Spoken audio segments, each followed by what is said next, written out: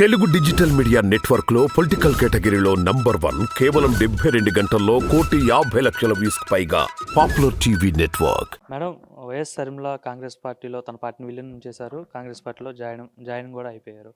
అయితే కడప ఎంపీగా షర్మిల పోటీ చేస్తారు, లేదంటే తన అన్న జగన్మోహన్ రెడ్డి పైన పులివెందుల్లో ఎమ్మెల్యేగా పోటీ చేస్తారని ప్రచారం జరుగుతుంది. ఒకవేళ చేస్తే ఎలా ఉండబోతుంది? ఇప్పటిదాకా వేచి చూశారు. ఇక ఒక్క నెల ఉంటే అభ్యర్థులందరినీ ప్రకటిస్తారు. ఈ ఒక్క నెల ఆగలేక ప్రతి ఒక్కరిని ఇలాంటి క్వశ్చన్స్ అడిగి ఇబ్బంది పెడుతుంది తప్ప ఏముండదు. ఇది డెమోక్రటిక్ కంట్రీ. ఎవరు ప్రజాస్వామ్యంలో ఎవరికి ఇష్టమైందో వాళ్ళు పోటీ చేసుకోవచ్చు, పార్టీ పెట్టుకోవచ్చు, ఏదైనా చేసుకోవచ్చు.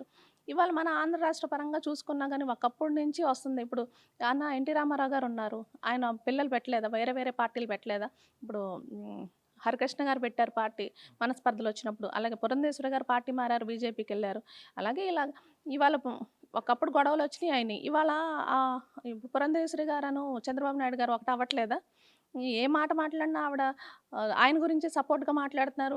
కేంద్రంలోకి వెళ్ళినా ఆయన సపోర్ట్గానే మాట్లాడుతారు. ఎక్కడైనా రిలేషన్ అని ఉంటుంది. కొన్ని మనస్పర్ధలు ఎవరి ఇంట్లో ఎవరికి లేవండి.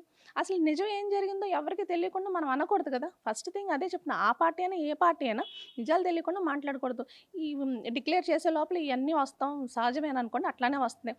ఎవరు ఏ పార్టీలో పోటీ చేసుకున్నా పర్వాలేదు, మాకైతే ఏ డోకా లేదని మాత్రం ఘంటాబద్ధంగా చెప్పగలుగుతాం. అంటే షర్మిల పోటీ చేయడం వల్ల వైఎస్ఆర్సీపీ అంటే ముఖ్యంగా ఏదైతే రాజశేఖర రెడ్డి అభిమానులు ఉన్నారో ఆ ఓటింగ్ ఏదైతే ఉందో అంతా చీలిపోతుంది. దీనివల్ల జగన్మోహన్ రెడ్డికి పెద్ద ఎత్తున డ్యామేజ్ అయ్యే అవకాశం ఉందని చెప్తున్నారు. యాక్చువల్గా షర్మిల గారు హైదరాబాద్ తెలంగాణ వెళ్ళిపోయారు. తెలంగాణ వెళ్ళి అక్కడ పార్టీ పెట్టి అక్కడ పోటీ చేస్తానని చెప్పి పోటీ చేయలేకపోయారు. అక్కడ కారణాలు ఏదైనా కావచ్చు, అక్కడ కొంచెం అక్కడ ఏంటంటే రాజశేఖర రెడ్డి గారు బిడ్డ అన్నమాట చేస్తుంది అని హోప్స్ పెట్టుకున్న వాళ్ళందరూ కూడా చాలా డల్ అయిపోయి వాళ్ళు మాట్లాడింది మనం విన్నాం. కానీ జగన్మోహన్ రెడ్డి గారి లక్షణాలు వేరు. తండ్రికి తగ్గ తనయుడిగా ఇంకా 4 అడుగులు ముందుకేసి అన్ని ఇలా ఏ రోజు కూడా ఇట్లా వెనక్కి వెళ్ళటం, ముందడుగేయటం, వెనక్కి అడుగేయటం అనేది లేకుండా ముందుకు సాక్కుంటూ వచ్చారు.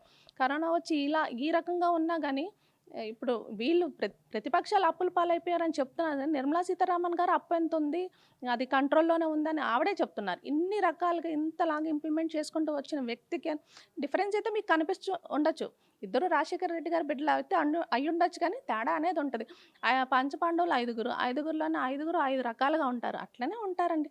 మేమైతే నమ్మిన సిద్ధాంతాలు చెప్పింది చేసే మనిషి కాబట్టి జగన్మోహన్ రెడ్డి గారినే నమ్ముకొని ఉన్నాం. కాబట్టి ఆంధ్ర రాష్ట్రం అనేది నమ్ముకుంటే వాళ్ళ ఫ్యూచర్ బాగుంటుందని నేనైతే సలహా ఇవ్వగలుగుతాను. ఎవరికైతే వైఎస్ఆర్ కాంగ్రెస్లో టికెట్లు రాలేదో వాళ్ళంతా కూడా షర్మిల వెంబడి కాంగ్రెస్ పార్టీలో జాయిన్ అవుతారని చెప్తున్నారు. అందులో ముఖ్యంగా ఆళ్ళ రామకృష్ణారెడ్డి కూడా షర్మిల బాటలో నేను కూడా కాంగ్రెస్ పార్టీలో చేరబోతని చెప్పి ఇట్లా చాలామంది ఉన్నారు. దీనివల్ల వైఎస్ఆర్కి అంటే 175కి ఏదైతే గెలుద్దాం అనుకున్నారో 175 కాదు కదా, ఈసారి అధికారంలోకి వచ్చే పరిస్థితి కూడా లేదని చెప్తున్నారు.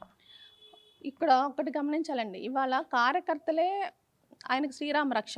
జగన్మోహన్ రెడ్డి గారికి ఏ ఒక్క నాయకుడినో అలా నమ్ముకొని కూర్చోలేదు ఆయన. ఎప్పుడు కూడా కార్యకర్తలు నమ్ముకున్నారు, వాళ్ళ నమ్మకాన్ని నిలబెట్టుకోగలిగారు. వాళ్ళకి ఏదైతే వాగ్దానం ఇచ్చి మేనిఫెస్టో రూపొందించి వచ్చారో అది 100%, 98% మొత్తం ఇచ్చి హామీలన్నీ నెరవేర్చి చూపించారు. ఇవాళ కార్యకర్త అన్నోళ్ళు కష్టపడతారు. ఎవరైతే బెనిఫిట్ పొందారో వాళ్ళు ఓటేస్తారు. అందరం కూడా ఓటేయడానికి రెడీగానే ఉన్నాం. ఇవాళ టికెట్ రాలేదని అందులోకి అక్కడ రాలేదని ఇక్కడ జంపింగ్ జపాంగుల్ లాగా మారేవాళ్ళు అలా కలుపు మొక్కలు అనుకుంటాం, వాళ్ళని పక్కన పెట్టేస్తాం అంతే.